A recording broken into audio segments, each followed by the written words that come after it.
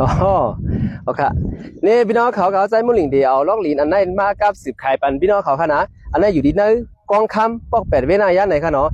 มี6 ล็อกคือกันขนาดไหนไปกาว่าจะมันขายย่อยที่ไรขายเป็นกู้เป็นต้อยไหนคะเนาะ2 ล็อกต้อย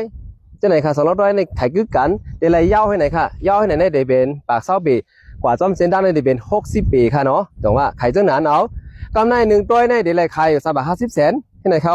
สามารถค่าซื้อได้6 ล็อกในก็ซ้ำไรอยู่ไว้กับว่าล็อกหรือเนี่ยขายค่ะ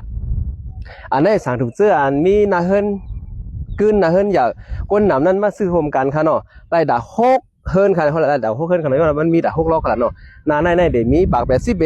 ลงกับดังได้มีปาก20 ปีจังว่ามี6 ล็อกในค่ะเนาะนากา1 กู้3 บาท50 แสนเพราะว่า6 ล็อกแมนคือขนาดพี่น้องเขา3 กู้แน่1 กู้3 บาท50 แสน3 กู้เนี่ยเฮงไปอีกขนาดเฮงไป50 แสนนั่นขนาดกำไร2 ก็มาโฮมกันซึ่งแมนอีลีค่ะเข้าเมื่อนาเวงโคเฮนมีดีนะครับมีดูล่างบานคือโคเฮนดีนะครับเพราะว่าใครกินน้ำในก็เขาเอาวิซีมาปานในสลัดมาบานเหซื้อกินต้มเหลิน